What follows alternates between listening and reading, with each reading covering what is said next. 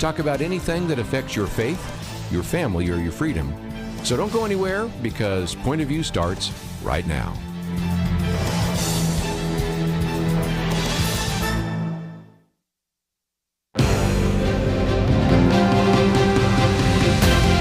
Across America, live, this is Point of View.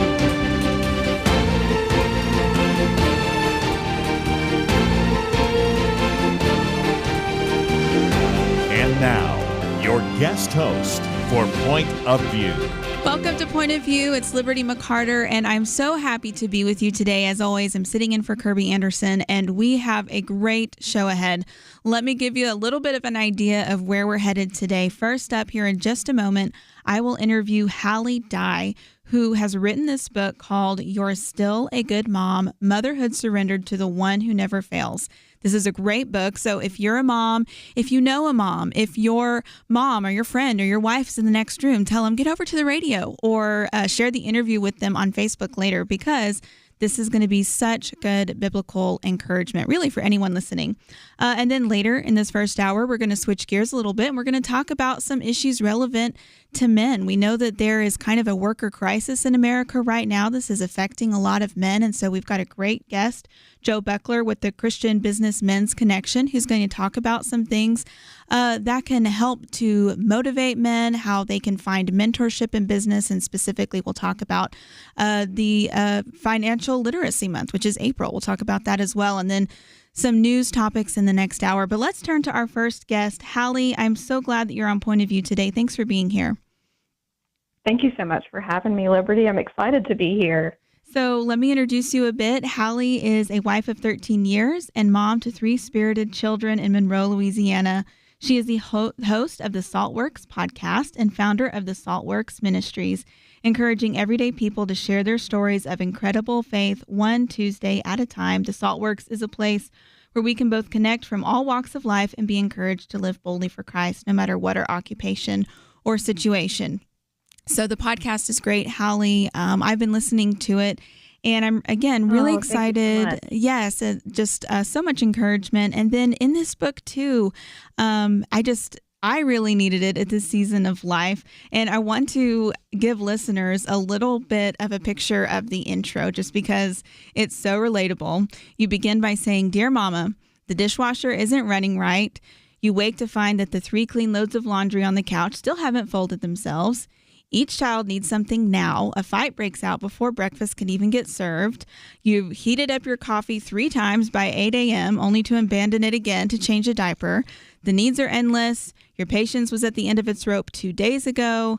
And then that ever-present companion, mom guilt, starts up. And you wonder, am I even a good mom? And the picture you paint is so relatable. I can tell that this is coming from a very personal place. So can you tell us a bit about why you wrote this book? Well, starting with that specific letter, that came after a day that probably looked exactly like that. I don't remember it other than like when I read the intro, because, there are a lot of days that look like that, and you can kind of live in survival mode and forget the specifics. But I actually sat down on my bed one night in 2020. We had a 4-year-old, either 3 or 2, depending on the month, and then a 1-year-old at the time. And the needs were endless, as like you can hear in that intro. And I just remember feeling like I wanted to like externally process the things that I think I really needed to hear. And so it started as this letter. And at the end of it, I was kind of like, okay, I think this could be the beginning of a book, which is funny because I couldn't even really picture that at the time. But it was. It remains the intro, which of course has been edited many times, but really the honest truth is what led me to write this book was I needed to know this. I mean, it's always filled my tank to hear people say like, you're a good mom, or you're a good wife, or you're a good friend, or whatever that is. And motherhood can just carry so much weight because we see the direct effects of people who depend on us. And it's weightier than some of the other roles that we wear, and we feel that without even being able to put words to it. But I think at the end of the day, I really needed to hear from the author of goodness himself, what is a good mom, and can we define that? Yes, and that is something we all need to hear. So, again, thank you for writing this book. But that kind of goes into, you say there are two main lies that we often believe as moms. And again, I was like, yeah, that's right on. Can you explain what those are?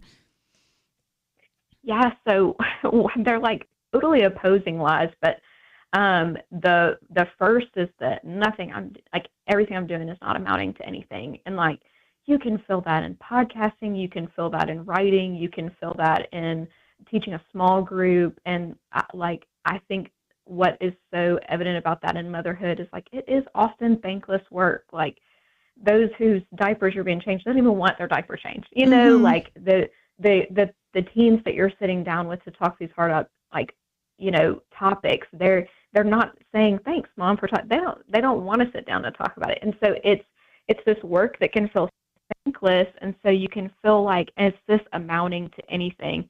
And then on the flip side of that, on the same day, we can hold this lie that I could ruin their lives. And so it's like, it just showcases like how much our fears and doubts can spiral, that they're so opposing, it doesn't even make sense. Like, am I amounting to anything, or am I so important that I'm ruining anyone's life? And the honest truth is that the Lord has given us this wonderful role, whether you're a biological mom or adoptive mom or stepmom, whatever that looks like for you, in partnering with Him, but not to be their savior or end all be all. And so He has good plans for our kids, with or without us, but we get to partner with Him in those things. And that begins to unravel those lies that go really deep. Yes, again, we're talking with Hallie Dye on her new book, You're Still a Good Mom, Motherhood Surrendered to the One Who Never Fails. And Hallie, I just appreciate how this book is so full of encouragement, but at the same time, you point us to truth to combat those lies and remind us that sometimes, like you said, we can really start thinking that this all depends on us, when in reality, it doesn't. And that kind of ties in with a theme of the first chapter, where we share a sin with Eve, don't we, in the way that we kind of think about ourselves. Absolutely, yeah. And I think what I love about starting there for this book is, like, what do we often think in motherhood? We often think like, well, if I could have, you know, my house clean, if I could have our schedule, like, it color-coded, and, you know, if whatever that looks like. I'm not type A, so I know those things are not going to be reachable for me, but we have this vision of like, if my circumstances could be X, Y, Z, whatever that looks like for you, then I could be a good mom. And so it's really neat to travel back to the garden before there were stretch marks, before there were snacks on the floor, before there was mess, when Eve had peace, and she had a relationship where she walked and talked in the garden with the Lord, and she has no competition with her husband, whether that's work or, faithfulness. That it looks like perfect circumstances, and it was for a while, and yet the desire for more was still there. And, you know, you look at that exchange between her and the serpent, and of course there's reassurance in the words, oh, surely you won't die, but the real reassurance was, you will be like God. Yes. So insightful. We have to remind ourselves who God is and who we are. We're talking with Hallie Dye on the book, You're Still a Good Mom, and we'll have more of this interview right after this short break.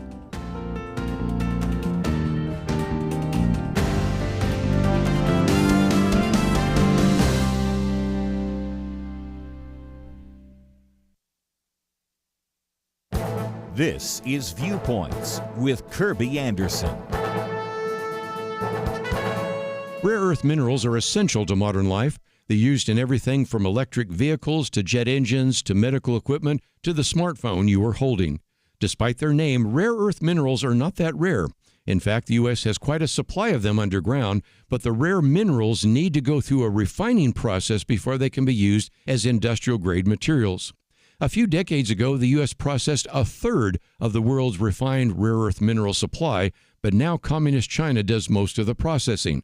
That is why pundits and politicians are alarmed by the decision by Communist China to cut off this country. It is intended to put additional pressure on the Trump administration to end the tariffs on Chinese products. China's decision is also a fitting reminder why President Trump wants to bring mining and manufacturing back to the U.S. If Xi Jinping is willing to halt their exports of rare earth minerals over tariffs, what would he do in a war? We saw some of this when the pandemic hit. We were told to buy masks, but most of those masks were made in China and soon became hard to obtain.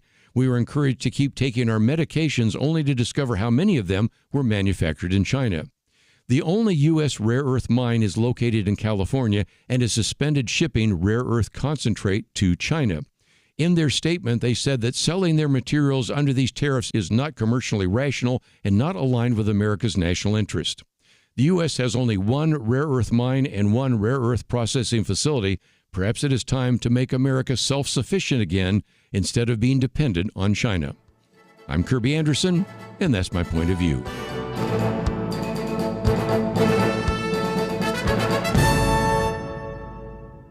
Go deeper on topics like you just heard by visiting pointofview.net. That's pointofview.net.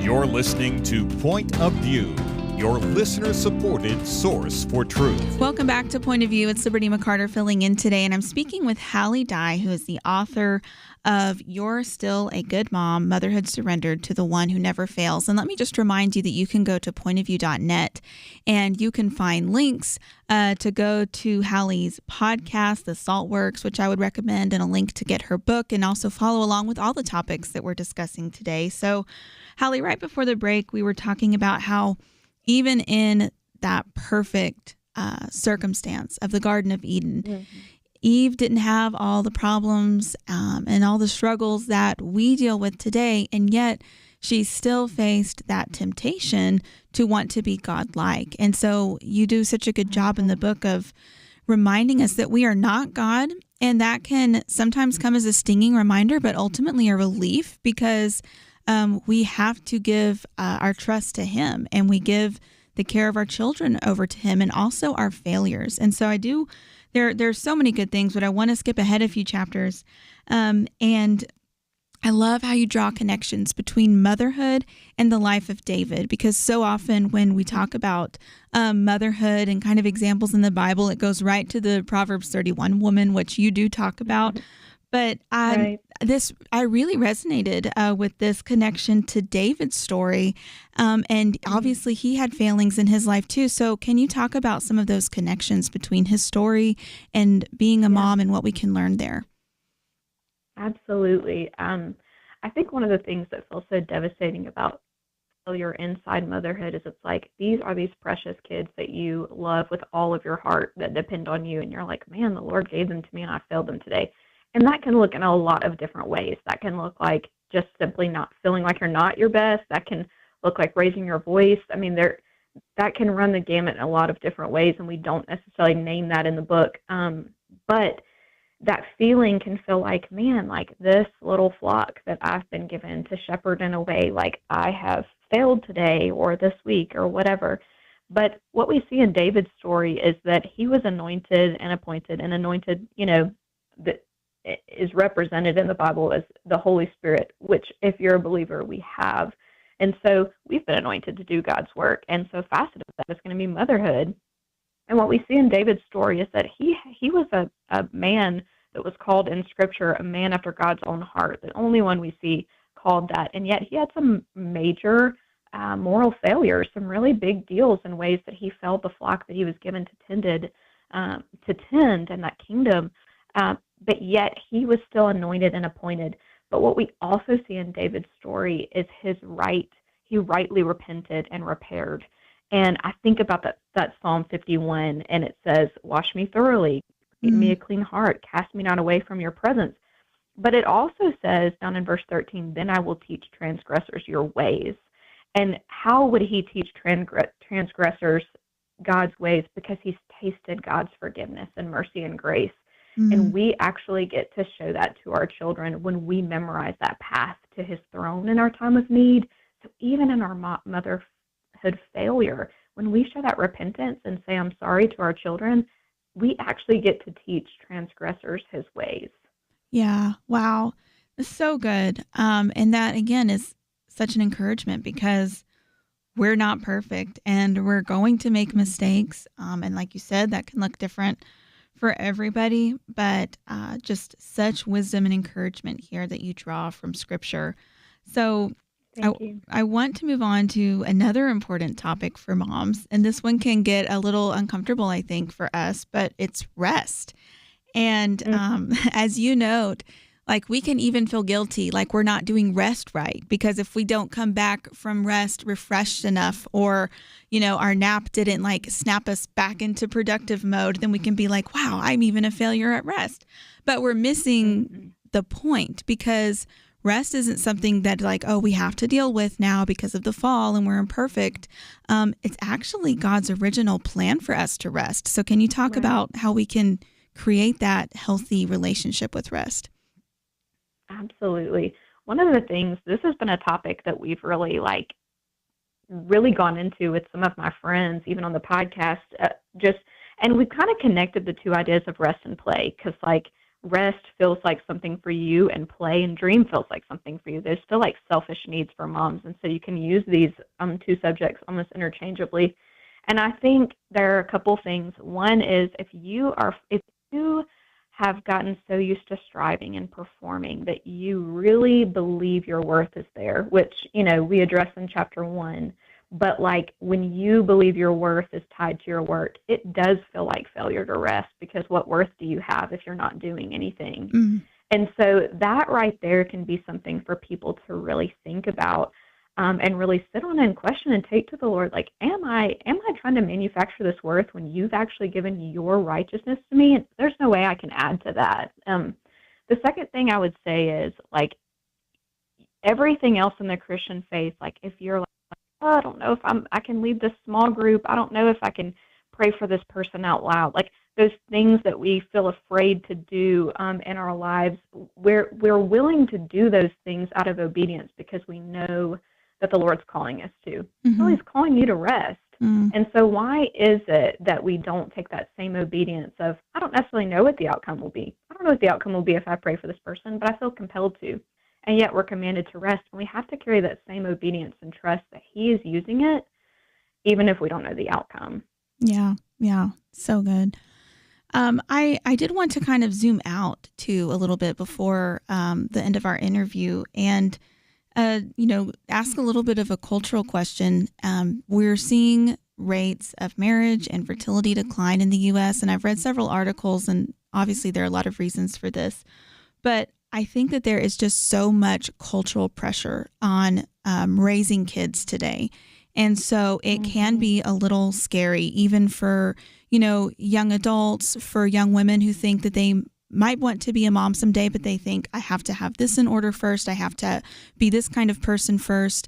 I've got to make sure my kids have access to X, Y, and Z. And there's really so much pressure even before somebody takes that step toward becoming a mom. So do you have any encouragement maybe for young women listening who are thinking about motherhood someday, but maybe feeling some trepidation? Yeah. I would say, first of all, if you're listening and you're there, you're a lot wiser than I was, because I felt like I entered into it blindly. So there's a lot of wisdom in counting the costs there that I feel like I didn't necessarily have the foresight to. And there's a really good quality about that. I think also, I say this to people who say, I don't know if I'm ready to be a mom. I'm like, hey, I have a 9-year-old, a 7-year-old, and a 6-year-old, and I'm not ready to be a mom. Because it is, there are so many proactive things we can do. And I mean, there's proactivity in someone who's listening that is already asking, am I ready? But the honest truth is the whole message of this book and what the Lord's really brought me to is this is motherhood surrendered to him. I can't do this on my own. And so I think I would have the encouragement first and foremost that, hey, if you feel ill-equipped or you feel like you're not enough, that's okay. Seasoned moms, seasoned grandmothers can't do it either without him. And but also, has there ever been anything that he's called you to or brought you to that was hard, that was shaping, that didn't bring refinement and Christ-likeness in your life? And so I think be encouraged in that. And then the other thing would just be, it is okay to do things differently than the people around you. I think a lot of what those rates that we're seeing and those different things and an anxiety and kids and stuff is hurry. You slow down. There's a great book that just came out, a new friend of mine called Unhurried by Samantha Decker. But I listened to the interview. It's really good. Yes, she's so great. But I mean, I think hurry is a lot of it. And that's very countercultural. And so it's okay to look at culture and say, I don't know if I can do it. That's okay. You don't have to do it that way. Yeah. Yeah. So wise. Well, Hallie, it's been just such a joy to have you on Point of View. And again, if you're listening and you're interested in this book, or you know somebody who might be, You're Still a Good Mom by Hallie Dye, you can find it wherever books are sold, but you can also go to pointofview.net and we have a link right there. But before I let you go, Hallie, any final words of encouragement or resources that you'd like to share? I just want to say to let go of the striving and simply abide in the Lord. He makes all things good, including moms. And so just rest in him. And thank you so much for having me. It's been such a blessing. I've enjoyed it. Yes. Well, thank you so much, Hallie, for being on Point of View. Again, you can find her at the Saltworks podcast and find all those links at pointofview.net. We're about to go to a break, but when we come back, we're going to be switching gears a little bit, speaking with another guest, Joe Beckler, who is with the Christian Business Men's Connection. So if you are just now hopping in, then you'll want to go back and listen to that interview with Hallie Dye. But we're going to be interviewing Joe next on how men can find purpose and motivation in work, and also some financial tips as well. So stick around. We'll be back in just a few minutes. It was not that long ago that censorship appeared to be almost inevitable. Free speech was being attacked and strangled in many places. And some of us wondered if this was the end. But now, many feel a new sense of hope, a chance for a fresh dawn. Let me caution you, now is not the time to relax. It's a time to press forward, to use this fresh opportunity to proclaim and learn how to apply truth to current issues. By the fact you're here, listening right now, that tells me that you recognize the vital role Point of View plays as a voice of truth. For more than 50 years, we've informed and equipped people who have made a real difference. And when you give to Point of View today, you breathe life into what can be a new golden era for the truth. Please, take a moment right now and invest in truth. Visit pointofview.net or give it 1-800-347-5151. That's pointofview.net. Click in now or call 1-800-347-5151. Point of View will continue after this.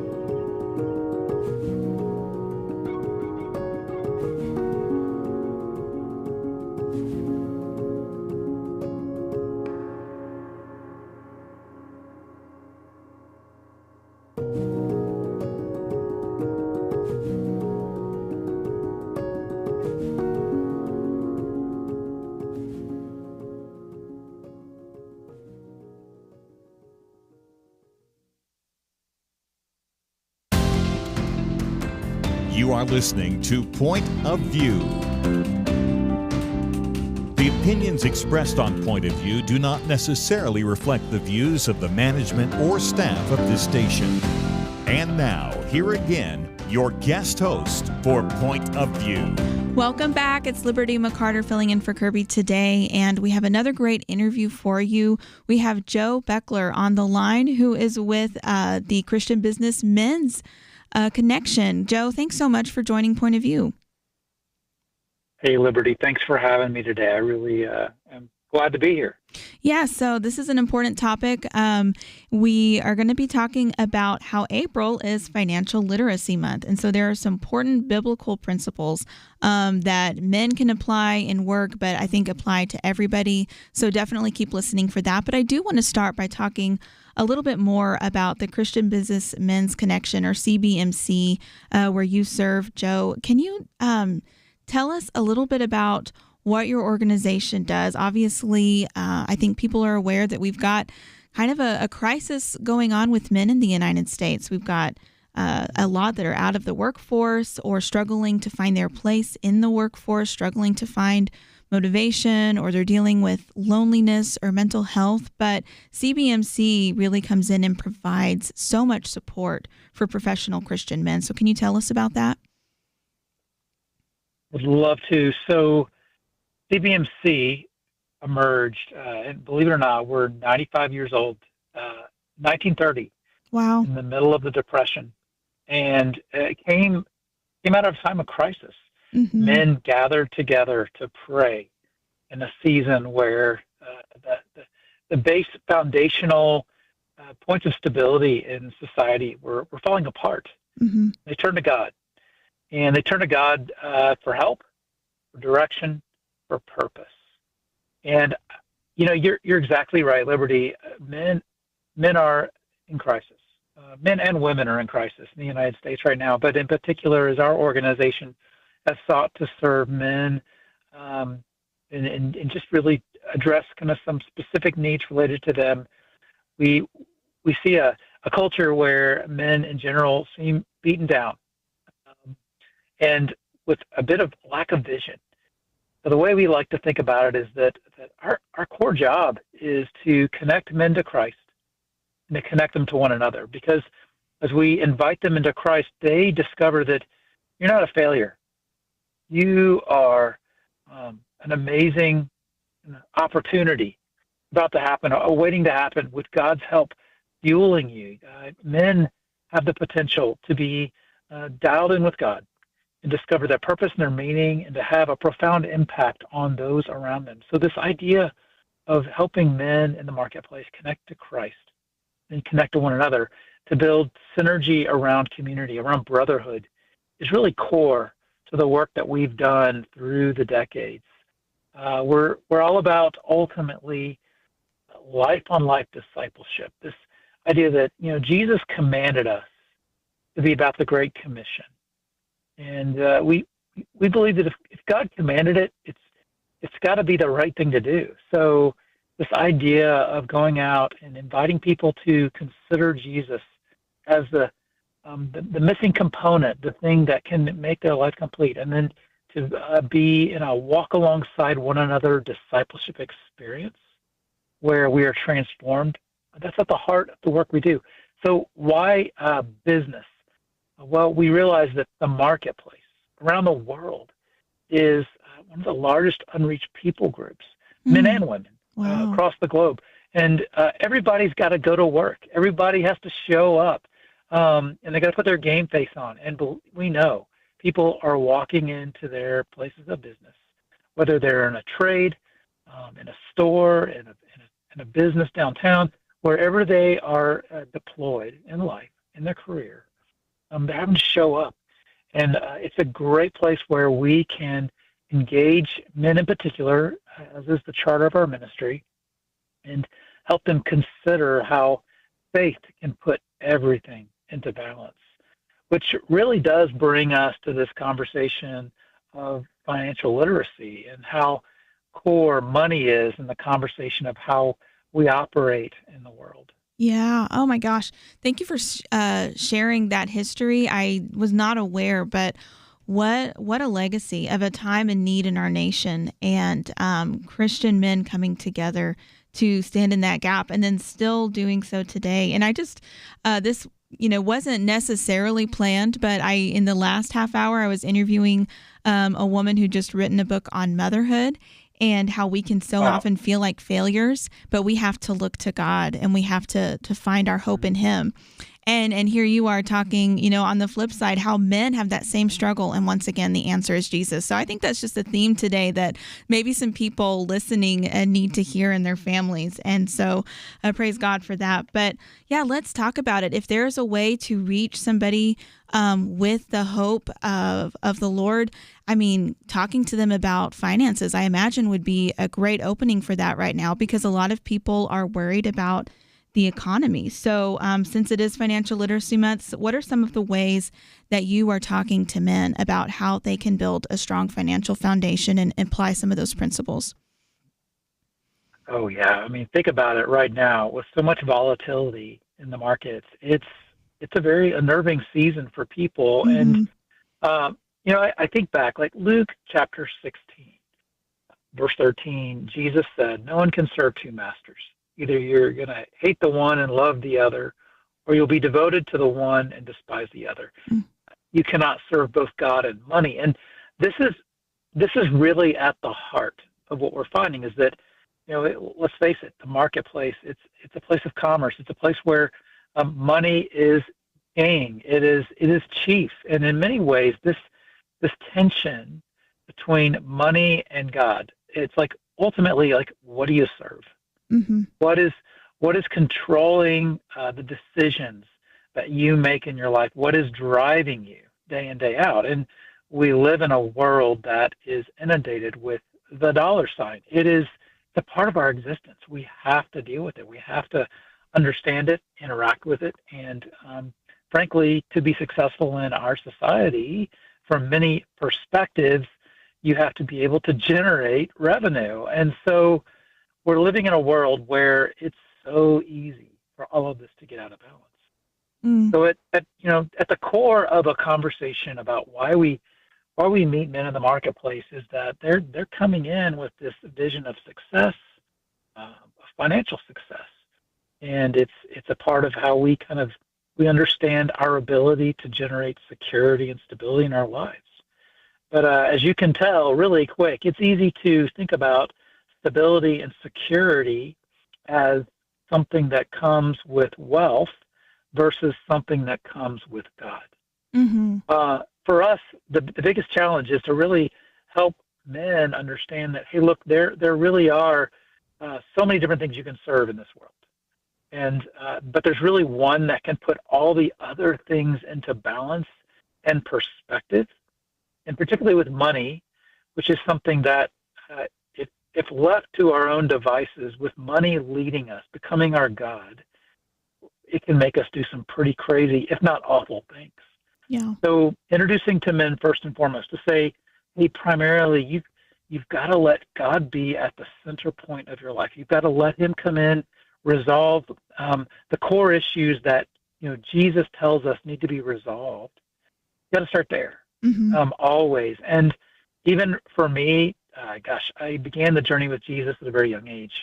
But I can tell you, this is not like a one and done deal. I am constantly trying to make sure that I'm letting Jesus be the one that I serve over and above other things like money. So letting God be the primary source, the core, the heart, the center point, the source of our wisdom for decision making when it comes to all things, decisions we make, especially around money, financial decisions, the way we operate, collaborate, do business, interact in the home around the conversation of money, the way we, if married, the way we're relating to our spouse in terms of finances. It's all hinging upon this core tenet of who do you serve? And if Jesus doesn't come first, it is really difficult in our world to get it right. Yeah. So that's really step number one. Yeah. And this is so much applicable wisdom. This is Liberty McArtor. I'm sitting in for Kirby Anderson today on Point of View, and right now interviewing Joe Beckler, who is with Christian Business Men's Connection, or CBMC. And we are talking about how men can find purpose and hope, and the great work that CBMC is doing to reach men specifically in the marketplace, in the place of business, which I didn't realize has such a need for evangelism. And one of the tangible ways that y'all are doing that is by meeting men where they are and the concerns they have, including finances, and pointing them to God, who has the answers. So we're about to go to a break, but when we come back, let's dive into some of those specific examples of how we can apply God's financial principles in our own life and some of the other great work that you're doing to encourage men in America right now. We'll be right back after this break.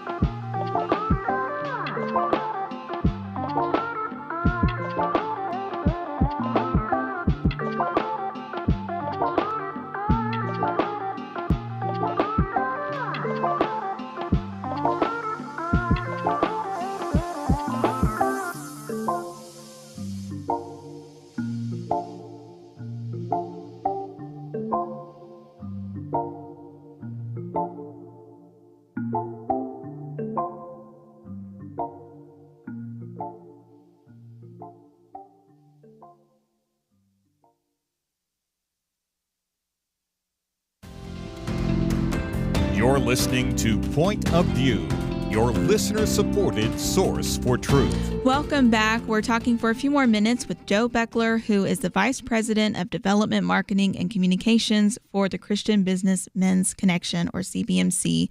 By the way, you can find out more about their work at cbmc.com. And we've been learning so much about the great work that is happening at CBMC, the really neat history, and specifically, since we're in Financial Literacy Month, the month of April, we're talking about how talking about biblical principles and finance can be a really effective way to reach people with God's truth right now, specifically men in the workplace. And so, Joe, you were talking about how, this is such a big struggle. And the Bible says we can only have one master. And it reminded me of one of my favorite verses, seek first the kingdom of God and all these other things will be added unto you. We have to put God first in our lives, and then he addresses our other concerns. And he does have some practical principles that we can apply to our lives, even in the realm of finance. So what are some examples of ways that Christians can make better financial decisions and really surrender that area of life to God? Yeah, Liberty, let me rattle off a few. And, first of all, just say at the very beginning, most of us come to the table around this conversation and we're already a mess. We've already made mistakes, or we're struggling, or we're coming from a background or a history where finances wasn't a great part of our story. So I just want to tell everybody listening, hey, look, if you're feeling like a nightmare right now with your finances, it's okay. The great news about Jesus coming in and intervening in this part of your life is it's just like every other aspect of our lives. When you invite Jesus in, he brings order. And that's one of the great things. So if you feel like a mess, join the club. And here are a few things I'd say. First of all, accept personal responsibility for your decisions. This is really important. So, really begin to kind of think through, kind of lift your hand up and say, hey, you know what? I got to own this. Own it on the end of own the mistakes, but also own the successes. And think about yourself as a steward of God, who's been entrusted with resources, be it big or small, whatever you think, whatever you've been given, think of it as being entrusted. Steward it well. And think about it. 1 Corinthians chapter 4, verse 2 says, now it is required that those who have been given a trust will prove faithful. Just think about what you have as it's God's. Mm-hmm. It's really God's. So steward it. Hey, debt's a hot topic, right? And let's just admit that debt is just a pervasive part of our world, and we're all at different places of managing it. Just calling out that it can be enslaving, and some of us are feeling like slaves. So there's some great wisdom in the scriptures about how to mitigate and lessen debt. Sometimes that's a huge hill to climb, but we want to just call that out.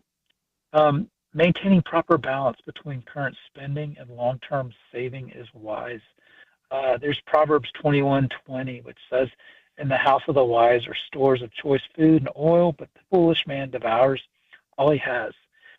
Thinking short game, long game, especially now, it makes a big difference. I don't know if you've seen the studies on younger generations, but they're looking, their aspect of financial outlook, they're feeling pretty downtrodden about it. They're feeling discouraged. Gen Z, millennials. Yep. And what I want to say to anyone who's listening who you feel like they're in that category, if you're just putting a little away, investing a little in a smart way, more power to you, because the benefits long game are huge. The Word of God is so spot on here. So putting some away and balancing what you need now and making some sacrifices for the future is smart. Investing consistently, using carefully considered strategy. Even the scriptures speaks to this, and even diversifying investments, believe it or not. Proverbs 21:5 talks about just being careful. Ecclesiastes 11:2 talks about kind of dividing up your investment to some degree, diversifying. So it's really cool to see how some of this stuff is wisdom from the ancient world that is still proven today. Mm-hmm. These are a few pro tips, and they're injected into a lot of times our chaos of managing our money, but God can bring order to the chaos. And that's the cool thing, is that step by step, just making the next right decision with your finances. And that's really important, isn't it, Liberty? You think about it, is that today you're looking at your situation, you're saying, okay, yep, I'm living paycheck to paycheck, or I've got my finances in the wrong priorities. Whatever you're diagnosing is the issue.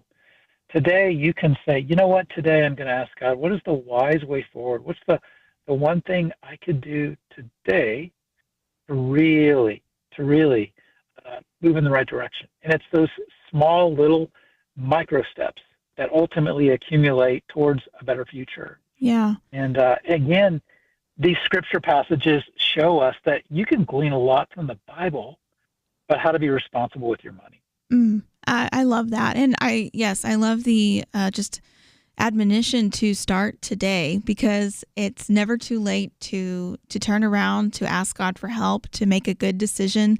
But I'm thinking about young men in particular. I am a millennial, and so I see the numbers and the struggles that a lot of, male peers or younger than me are having. And there is kind of just this lack of purposelessness, this sense of purposelessness, and also I think fear. I've seen some reporting done where young men are saying, I'm not even sure if I can get married because I don't know that I can provide the financial situation that I think a husband should. But I'm just thinking of some of these tips that you're giving and encouragement, and how that could really build a strong foundation for a lot of people, couldn't it? It really could. Liberty, I'll tell you, it's funny. When you look back at how you got to where you were, and you're like, how in the world did I get here? So my wife and I, we've been kind of one of those kind of 20-mile march, never made a ton of money, but God has been good. We have triplets. Wow. And when we discovered we were going to have 3 kids all at once with our budget, we were like, how in the world are we going to do this? And we were like terrified. And here I am. My kids are adults now. I'm like, we pulled it off. And the cool thing is, I want to say this to millennial guys, Gen Z guys that are listening right now. Hey, I've seen you, and you're impressive. You got what it takes. And the cool thing is that when you partner with God and you start thinking, how can I just be faithful with a little, whatever I have, and try and begin to make wise decisions with what I have, you will be profoundly amazed at what God will do in meeting you, so that when that moment comes that you meet that, you see that right lady and you're like, he's the one, but I'm terrified financially to step into this. Well, guess what?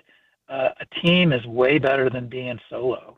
And, the teamwork that my wife and I've had, collaborating together, to piece it together, to make ends meet and figure it out. And, the great news is, God is all over that. It's so much fun. I would just encourage guys, hey, just take the risk, spend it. Yeah. Be responsible. But I mean, the future is bright for you. You have a bright and amazing future when you have coupled that with God. When you let God be a part of this and you invite him into all things financial, boom, great things happen. So good. Thank you so much for being on Point of View today, Joe. This has been so good. If you want to see more about CBMC, you can go to cbmc.com, and we'll be right back after this break. Many years ago, they began saying that we live in the information age. Well, today there is so much information coming at us from every direction. The hardest thing is to discern which issues are really important and how can I make a positive impact without wasting my time trying to figure out accurate information. Let me give you a suggestion to help with that. Visit pointofview.net. Look at the tabs across the top. Find the one named Viewpoints. Kirby Anderson and others on our team are constantly watching for news to identify those issues that you really need to know about. They boil things down in a brief summary, and then you can decide if it's something on which you want to learn more and get involved. Again, when you go to pointofview.net, click on Viewpoints, you'll see exactly what I mean. You'll see the issues that we are covering right now. And when you like what you see, I honestly think you will, you can slide on over, enter your email, and get them automatically sent to your inbox each day. That's it. Take a minute now, be informed. Pointofview.net, click on Viewpoints. Point of View will continue after this.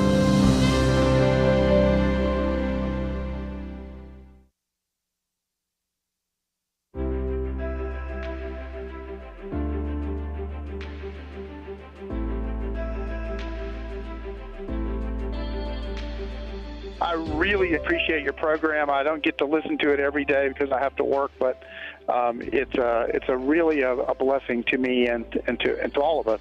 Everything you do each day to inform Christian families and our community about the things we can do, and just the way you're so informative. I listen to you daily and love you guys and appreciate you so much.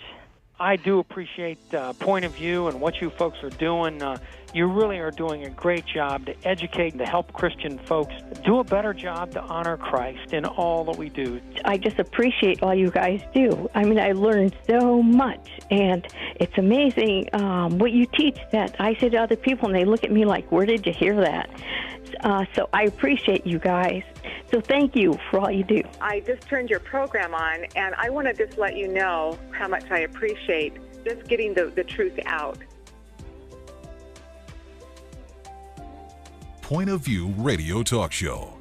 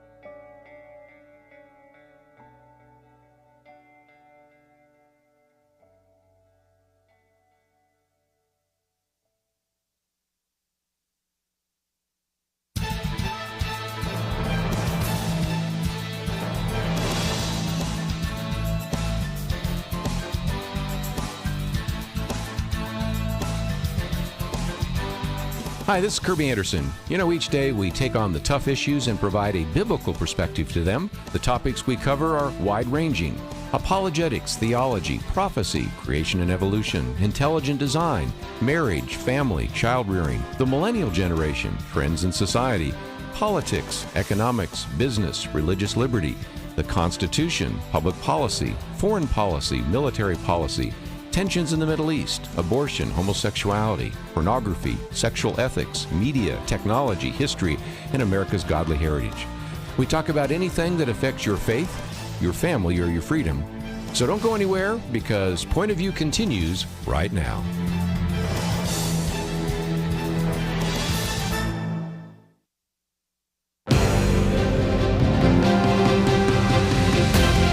Across America, live.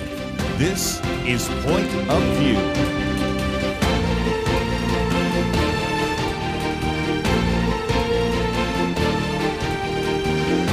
And now, your guest host for Point of View. Welcome back to Point of View. We're heading into the second hour. I'm Liberty McArtor, and I'm so happy to be with you today, filling in here at Point of View. We just had some great interviews. So if you missed the first hour, go back to pointofview.net, or you can also see the videos on Facebook. I interviewed Hallie, her book on biblical motherhood, and that was so encouraging. And then Joe Beckler with Christian Business Men's Connection, just with some real encouraging words and practical tips specifically for men and young men right now. So again, a really great first hour, but let's move on to some news of the day. If you know me or you've heard me on Point of View, you know that I like to talk about the pro-life cause and talk about what we need to know with regard to abortion. So there was actually a new study published yesterday from the Ethics and Public Policy Center on the abortion pill. And this is the biggest study of the abortion pill that we know of to date. So this analyzes data from all payer insurance claims, from a database of insurance claims. So we've got almost 900,000 cases here that they have studied of women who have taken the abortion pill. So, and just a little preview, that does a lot more women, a lot more cases studied in this study than when the FDA first approved the pill. And we'll get into some of that history too. But why do I bring this up? Why is it important to know about this new study, which I'm about to walk you through? Because as of right now, as of January, when I published a new booklet, A Biblical View on Chemical Abortion. So if you are a monthly donor to Point of View, you get these booklets in the mail. But at the time when I wrote this, just a few months ago, chemical abortion, or the abortion pill, sometimes known as medication abortion, accounted for 63% of abortions in the U.S. And so after Roe, a lot of states banned or severely restricted abortion, which is great. That was a good victory constitutionally and for, the pro-life cause. However, there is still a fight to be fought. So as of right now, 12 states have total bans in the United States on abortion. And then 7 states ban abortion sometime between 6 and 18 weeks gestation. 22 states ban abortion sometime after 8 weeks, but 9 states and Washington, D.C. do not have any ban or limit on abortion. But even in the states where there are bans, you still have women who are getting the abortion pill because it is easier than ever to obtain it. And the thing is, it is so dangerous. It is so, obviously, it tragically kills an unborn life, but it is so dangerous for women, and the abortion lobby is lying about it. So let's look at this study. If you want to see it for yourself, we've linked it at pointofview.net. Again, this is from the Ethics and Public Policy Center. It was released yesterday. So again, this is the largest known study of the abortion pill, based on analysis of data from an all-payer insurance claims database that includes 865,727 prescribed mifepristone abortions from 2017 to 2023. So that's the main pill that women take in a chemical abortion. So this says that 11% of women experience sepsis, infection, hemorrhaging, or another serious adverse event within 45 days following the abortion pill. And so their recommendation is, obviously, as pro-lifers, we don't want abortion to be legal at all, but at the very least, the FDA needs to reinstate some stronger patient safety protocols that used to be in place, and do more investigation into the harm of the abortion pill, which is marketed as safe and effective. And so, as I noted in the booklet, our HHS Secretary Robert F. Kennedy has actually expressed an openness to looking at this and studying it. President Trump has even said that, he would be open to a study looking into the safety of the abortion pill. And so Kennedy has said that they're open to doing that. I'm not sure if that process has begun, but hopefully a study like this will maybe encourage that a little bit more.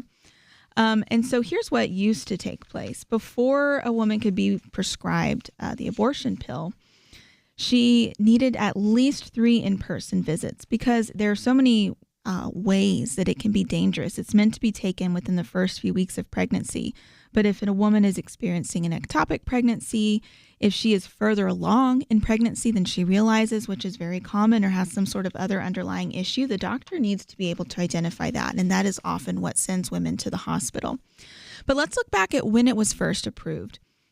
It was first approved by the FDA, I believe, in 2000, and this was under pressure from President Clinton at the time. And so the FDA actually kind of had a loophole in order to approve it. So there was a little used process for certain new drug protocols that have been studied for their safety and effectiveness in treating serious or life-threatening illnesses. So basically, if there is a life-threatening illness that is very serious and there's a new medication and it's been studied a little bit, then the FDA can go ahead and approve it. So how does the abortion pill factor into that? Well, in order to get it approved, when it had not been studied very much, only very small studies had been done on the safety of the abortion pill, they had to classify pregnancy as a serious or life-threatening illness. And so that kind of just goes and shows you that from the very beginning, there was a lot of lies and twists and misconceptions, even in the process to have it become available to women. And still, it was under this very intense protocol where women had to have in-person visits, follow-up visits to make sure that there wasn't infection, that there wasn't some sort of life-threatening problem. But throughout the time since then, those regulations have been erased. They have been dropped. We saw that in COVID with the regulations dropped more. Where it stands today, all you have to do is have one telehealth visit, not even in person, and by a provider, not even necessarily a physician. You can actually become qualified to prescribe abortion pills even when you're not a physician. Women are encouraged to self-administer these from home. Oftentimes they get them in the mail. And the prescriber does not need to report any adverse events unless he or she knows that a patient has died. So think about just the amount, the number of women who have suffered infection, near-death experiences after taking the abortion pill that don't have to be reported because they didn't die. And then tragically, a lot of women are dying. And one of the narratives that you'll hear in the media is that women are dying because of abortion bans. But if you talk to any doctor or OBGYN who understands the laws, doctors are not prevented from treating a woman who has a life-threatening emergency during pregnancy. They are supposed to treat her. We want her to be treated and her life to be saved. What is actually happening is that people who should not be prescribing these pills are prescribing them to women who should not be taking them, and they are their lives, unfortunately, are at risk and sometimes lost. And so again, this is just something I wanted to highlight and bring your attention to because the abortion pill is so prevalent and increasingly so in America. And you can find this study and read more about it at pointofview.net. But when we come back, I want to continue to talk about the issue of human dignity and some of the other issues we need to be aware of as Christians in this regard. So stay with us. We'll be back in just a few moments.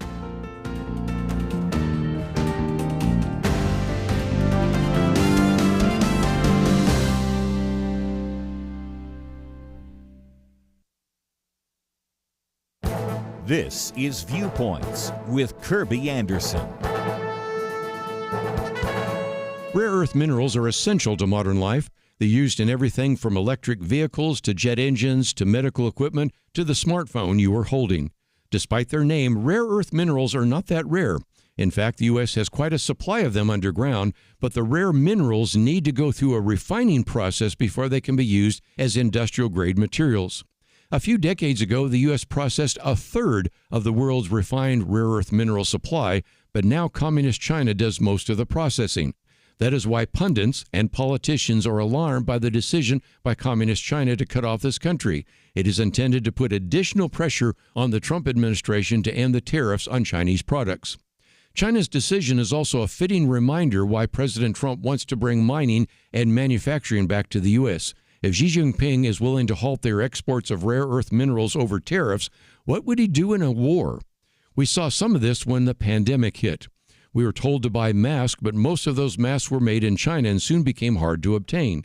We were encouraged to keep taking our medications only to discover how many of them were manufactured in China. The only U.S. rare earth mine is located in California and has suspended shipping rare earth concentrate to China. In their statement, they said that selling their materials under these tariffs is not commercially rational and not aligned with America's national interest. The U.S. has only one rare earth mine and one rare earth processing facility. Perhaps it is time to make America self-sufficient again instead of being dependent on China. I'm Kirby Anderson, and that's my point of view.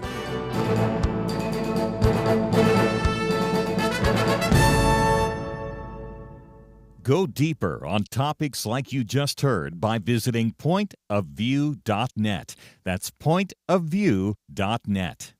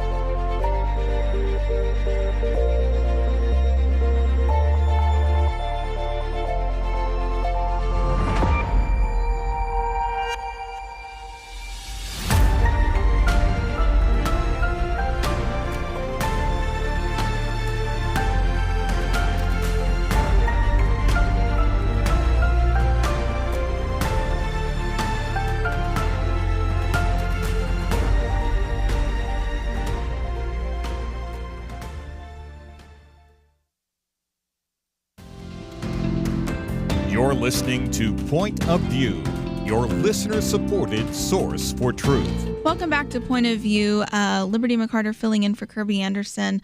We were talking about a new study that you can check out at pointofview.net on the abortion pill. It is the largest known study of the abortion pill, available from the Ethics and Public Policy Center. Really important information, especially as we may have an opportunity with the current administration to reinstate some FDA protocols that would make it, even though we want abortion to be gone completely, at least make it harder to obtain and maybe correct some of those lies and misconceptions that women are told about the safety of the abortion pill. But in the same vein, a little bit, is the issue of assisted suicide. And maybe you're thinking, wow, you're just a big ball of sunshine today, Liberty. Well, you know, these are important topics that we need to discuss. I do want to bring it around to a Christian worldview and perspective, and we'll end on a lighter note, I promise. But stick with me.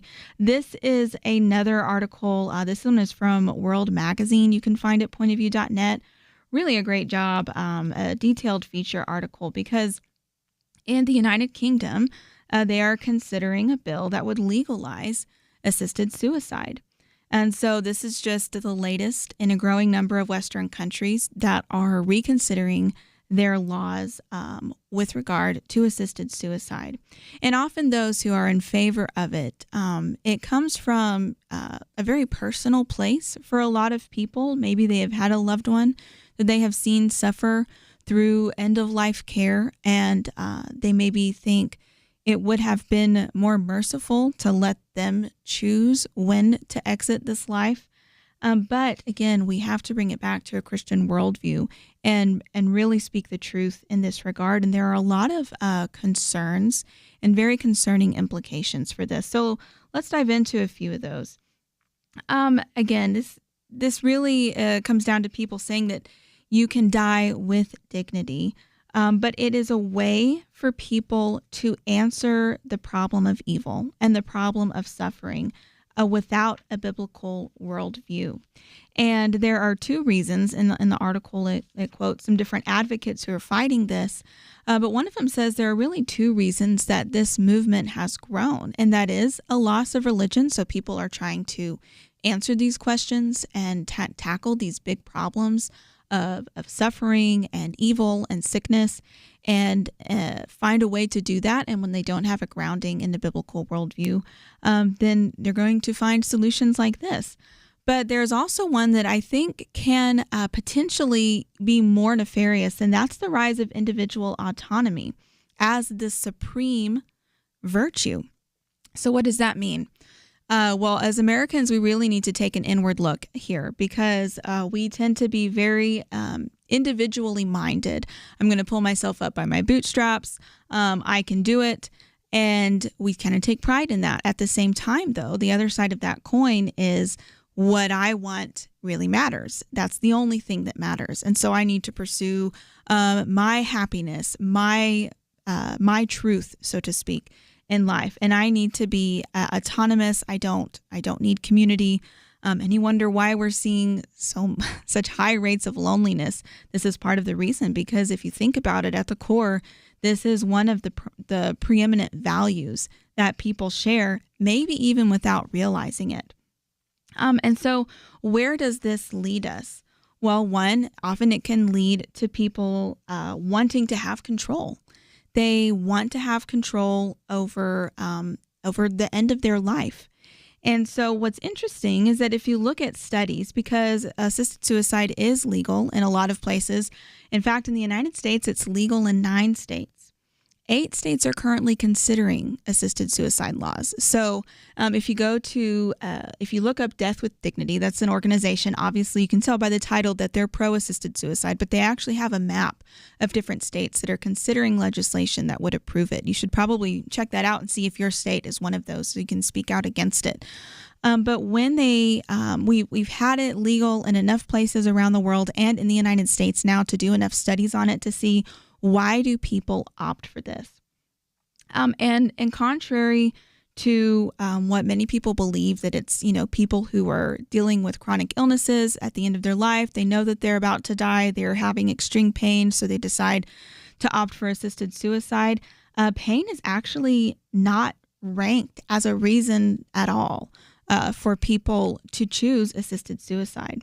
But it's usually for emotional reasons, like the loss of autonomy, impaired quality of life, and loss of dignity. And another one, and this is the kicker for me that I think all of us should actually, this should sober us up. Fear over being a burden. In Oregon, which was the first state to legalize assisted suicide in the United States, fear of being a burden is cited in 46% of assisted suicide cases. So nearly half.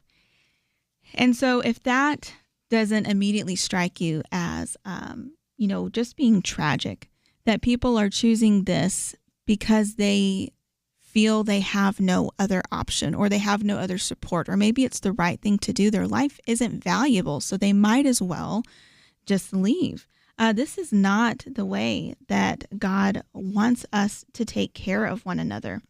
And so there's this coalition in the UK and in the United States as well of Christians speaking against this, disability advocates speaking against this, and also people in the palliative care industry saying that whenever you do end-of-life care correctly, most of the time you can ease pain with modern medicine and you can provide that peaceful environment.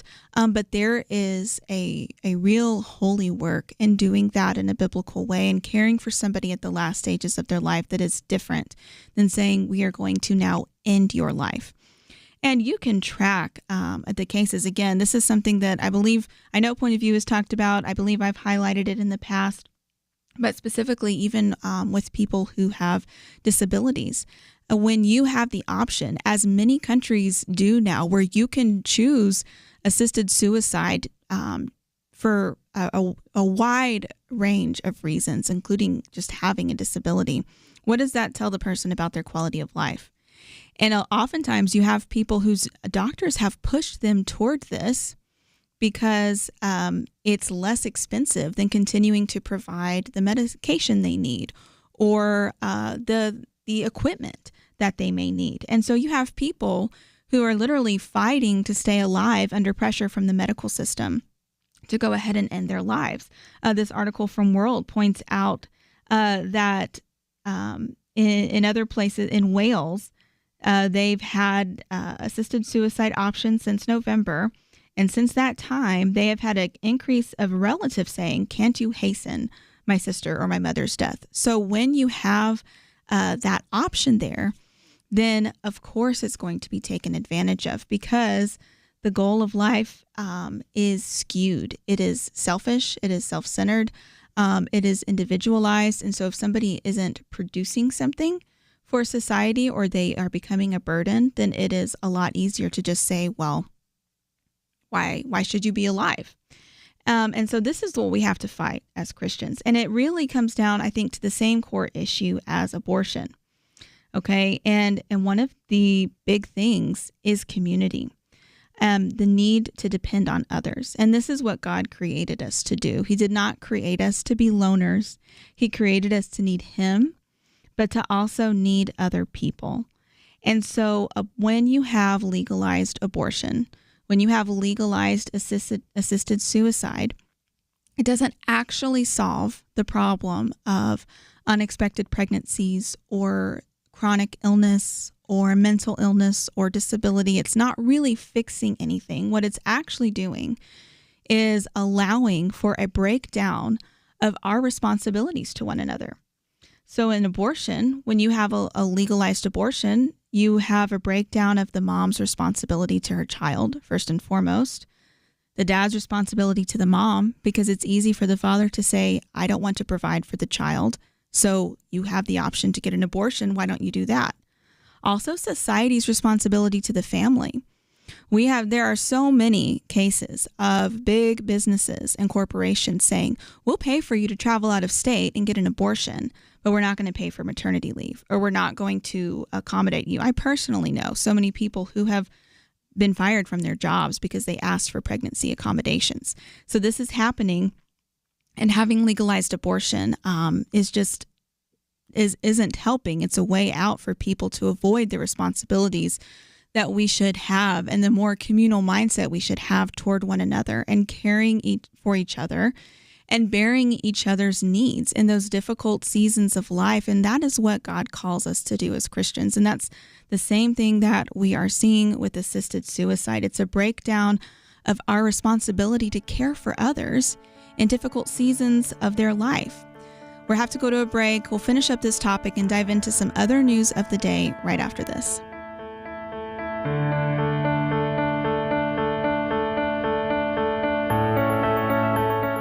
It almost seems like we live in a different world from many people in positions of authority. They say men can be women and women men. People are prosecuted differently, or not at all, depending on their politics. Criminals are more valued and rewarded than law-abiding citizens.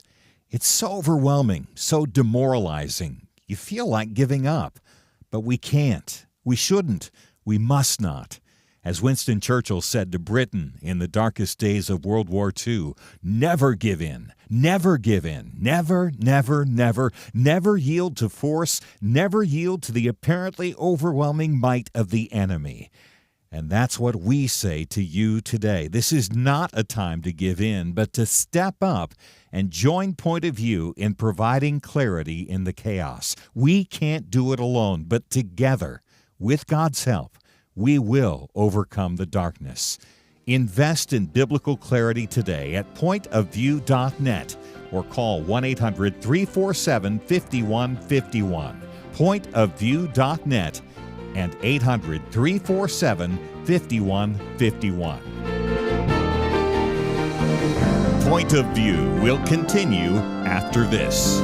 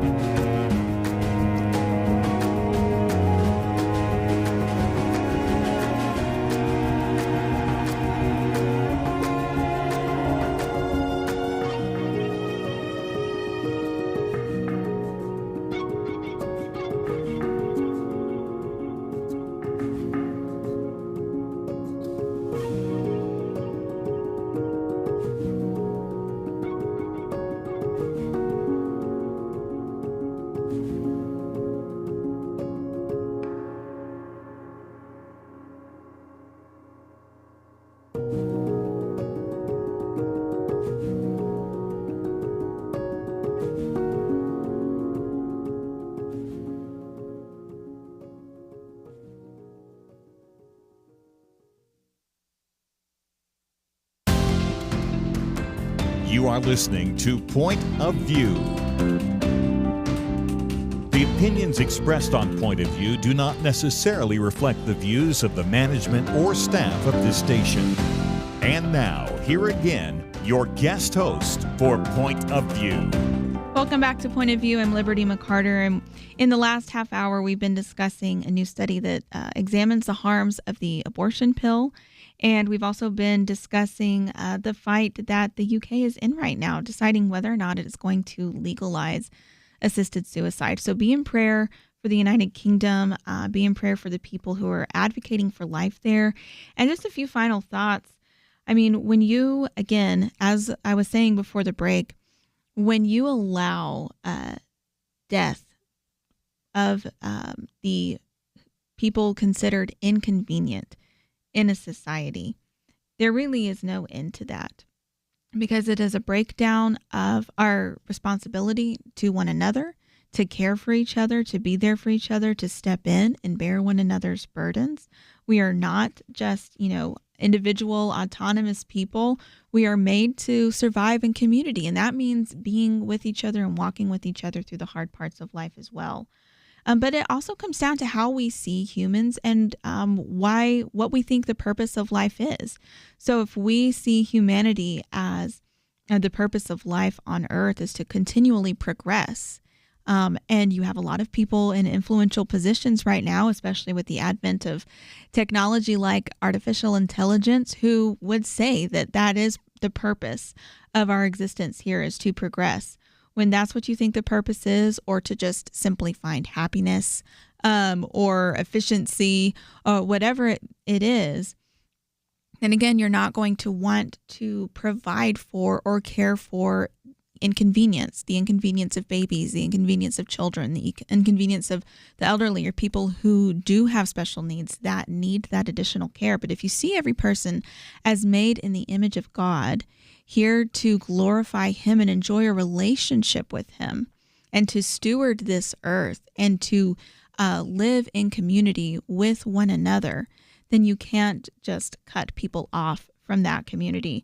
And another thing that I wanted to highlight too is that we are in an age, many people have called it a culture of death, with relation to the abortion issue, and also the assisted suicide issue, which, by the way, another thing mentioned in that World Magazine article is that in places where assisted suicide is legal, people often argue that general suicide rates will go down, but that's not true. And it really shouldn't surprise us, because if you say, yes, it's okay if you decide you want to end your life, as long as a doctor,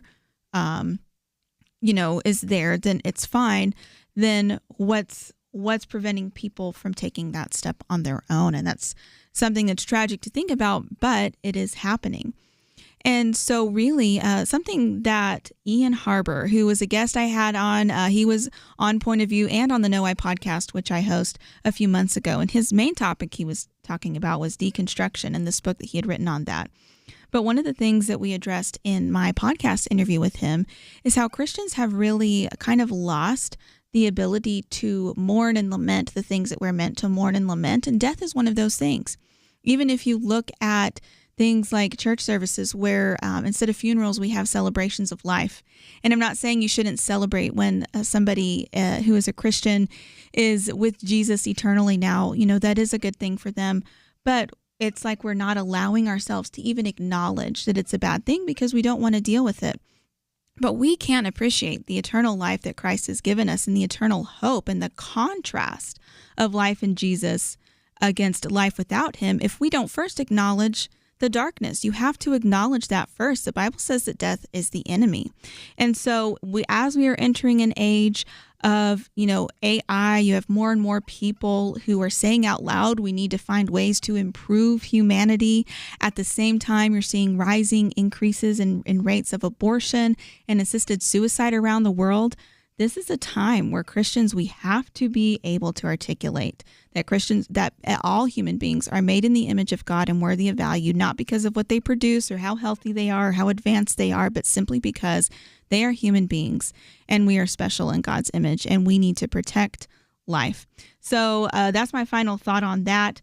Again, you can read those articles for yourself and consider that food for thought at pointofview.net. But another issue that I think is related to human dignity in life has to do with some immigration things that we're seeing. So as we know, the Trump administration is really trying to cut down or completely cut out illegal immigration. And many people can agree that we need order. We need order at the border. We need order in our immigration policy, which has been chaotic and piecemeal and not really functional for a long time. But there's one issue where a lot of Christians, including Christians who support Trump, have been pushing back. And that was when earlier this month, the Trump administration announced to several Afghan refugees, they got emails informing them that they were going to have to leave the country in a week. They had 7 days and the U.S. Department of Homeland Security said that it was not going to renew their protected status. So specifically Afghans who came to America after the withdrawal of American troops under the Biden administration. So they have not been deported yet. But what many Christians, including Reverend Franklin Graham and many other Christian organizations and nonprofits, came together and wrote a letter to the administration saying, if many of these Afghan refugees are here because they have already faced persecution. They have faced torture, things that we can hardly even imagine. And if they came here legally, and so if they are sent back, they will surely be tortured and killed. And so as of right now, the status is that Trump officials have said that they are reconsidering whether or not specifically Christians will be deported to Afghanistan. And so this is just one of the things, again, that we need to be in prayer for our leaders. Obviously, there are a lot of things that need to be fixed, and I think we can all agree that the immigration issue needs some order as well. But sending brothers and sisters in Christ back to a regime under the Taliban that we know has persecuted them and is going to persecute them again when they are here legally does not seem to me like the just thing to do. Now, certain Trump officials have said that they can also apply for asylum, and then they can start a new legal process. So some can avail themselves of that. Others have kind of been confused with some of the messages that they have received, unsure whether or not they're going to be able to apply for more. And so this is something that the Reverend, again, Franklin Graham, who leads Samaritan's Purse, son of Billy Graham, obviously, and kind of in the inside circle with President Trump, at least in the previous administration. He's actually gone to Washington. He's met with Senator Lindsey Graham. I read in another article, you can read this at pointofview.net as well, that he's spoken with others high up in the department that the deadline has been pushed back in order for cases to be reviewed. He says, we believe this will be resolved, and I appreciate the efforts to try and help Afghan Christians. So again, and another thing too is that while certainly we want Christians to not have to go back to persecution in their home countries, there are even several Afghan refugees who came here who were given legal protected status because they had helped U.S. troops in Afghanistan. And they may not be Christians, but if they go back, they will still be persecuted because they helped the U.S. And personally, I think that they should have protected status as well as a thank you for helping U.S. troops, which is what they were originally told. So this, again, is one of those issues to pray about, to be aware of, to watch, and be in prayer for our leaders, because there are a lot of weighty decisions that are being made, and we are seeing changes fast happening in the Trump administration. There are many changes that people, are happy about and excited about. There are changes happening where even Trump supporters who have supported him through both of his administrations so far, like Reverend Graham, are saying, they're speaking out against it. And that's an important example, too, is to say support when I think you're doing something right, but let's speak up whenever I think that we are stepping in a dangerous zone here. And so just to encourage you to continue praying for the United States, praying for wisdom for our leaders, and in the direction of the United States, you can actually do that. And we encourage you to do that with us every week, because we have a Pray for America email campaign. And so you can go to pointofview.net and actually sign up for emails. And every week there's a dedicated topic where we give us a little breakdown of the news of what's happening, a little suggested prayer. It's easy to share on social media so you can get other people praying. We usually have a video recorded by yours truly that is actually praying the prayer so that you can just share that video. We need to be in prayer. That is not a last step or a last resort. It should be the first thing we are doing, including praying for our leaders and making these decisions. We have more to discuss, so stay with us, because after this break, we will be back with more on Point of View.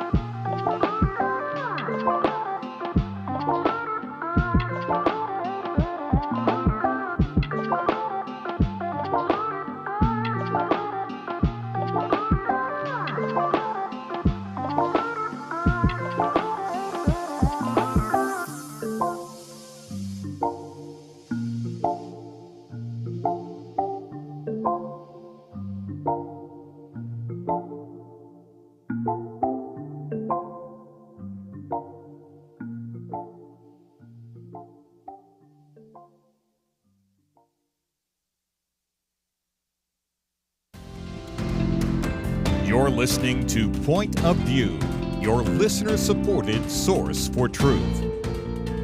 Welcome back to the last few minutes of Point of View today. I'm Liberty McArtor, and it's been great to be here with you. Now, I promised you that I would end on a better note. I know we've been discussing some heavy topics, but I did have to get a little bit of an educational topic or an education-related topic in. So if you've heard me on the show before, you listen to the Know Why podcast, then you're probably aware that I'm a second-generation homeschooler. I was homeschooled. I homeschool my kids currently. And before I started homeschooling, I was actually teaching for a couple of years. I was teaching English at a Christian school. And this is probably not a lot of people know this, but pretty soon, I'm excited about it, I'm going to be starting a master's program studying classical education. So that'll take me a while because, like I said, I'm homeschooling my own kids. So I'm going to go slow. But I love talking about education, and I love talking about the importance of reading and thinking, and I think that it applies to culture in so many ways beyond just if you are a teacher or if you're interested in education. And this article that I've posted at pointofview.net really gives us a clear example of that. So I really wanted to share it with you. This was from Dr. Jennifer Weber. I found it on Substack, which if you don't know, it's a great place to find all kinds of thoughtful blogs and go straight to the source, straight to the writer that you want to follow. And so the title of this article, and Dr. Weber, by the way, has a PhD in behavior analysis and a background in education. Her article is entitled, "We Trained a Generation Not to Think. Now We're Paying the Price." And so see if this sounds familiar. She said that she actually took some time offline recently because she was tired of seeing people responding to breaking news with outrage instead of analysis, with slogans replacing sources. Speed, emotion, and certainty seem to matter more than comprehension, accuracy, or depth. Well, that does sound familiar, and that's one of the reasons why I hope you enjoy listening to Point of View, because we try not to do that. Even with the last topic, which when I saw the headlines about, Afghan Christians being deported back to Afghanistan, it really does, that can be quite an emotional topic. But even with that, I want to be careful and make sure I do my research and not respond immediately with outrage. So we try to be careful about that on Point of View. But today, you don't really see a lot of people doing that. You don't see people questioning, verifying, tolerating uncertainty. That's a big one. We feel like we have to know, we have to have an opinion, and we have to have it right now. And there's even been, peer pressure on social media. You've got to make a statement on X, Y, and Z, and you've got to do it right now. Otherwise, you're on the wrong side of history. We've seen that a lot.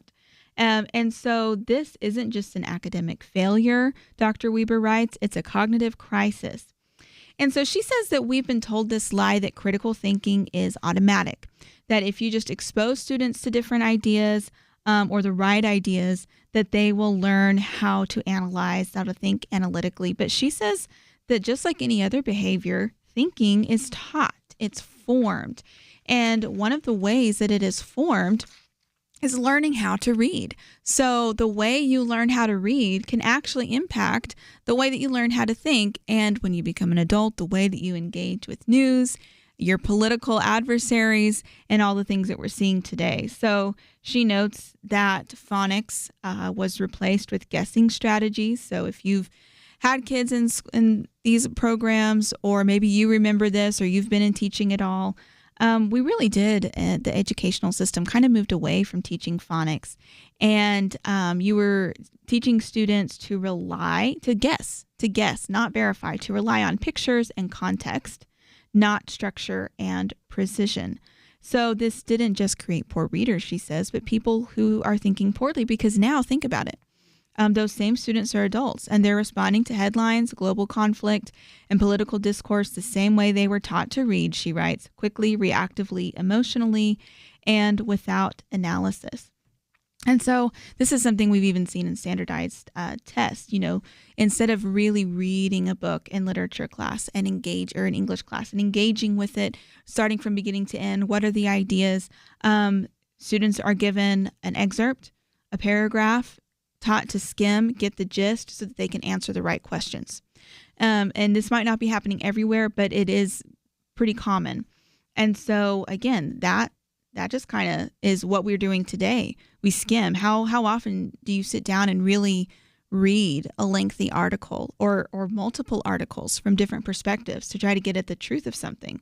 It's so much easier and therefore more tempting to just scroll quickly on social media, doom scroll, see a bunch of negative headlines, make an angry tweet, or, form a quick opinion, and then think that you've engaged. And so this is why you have a crisis of misinformation, and there truly is one. And again, we don't want to respond by then, having misinformation censored when it's really not misinformation, which of course we've talked about on Point of View in the past. But if you really want to tackle misinformation, then teach people how to really engage with ideas and to learn how to think through them and not just skim, not just guess and come up with a quick opinion and then move on. And so we can still repair this. She says it was predictable, but it's not inevitable. And so what do we do? Well, I think personally, we can just decide that we are going to kind of reform our own habits. And I know that that's hard because, as we've talked about with other topics related to other things in the show today, we live in a culture of hurry. And so you think, I'm going to scroll for 30 minutes while I sit down, or 5 minutes, and you see some headlines, you get upset, you get worried. But we need to really tell ourselves that we need to slow down and engage and sit with that tension of uncertainty, and be okay with not knowing or not knowing yet, and being open to learning more.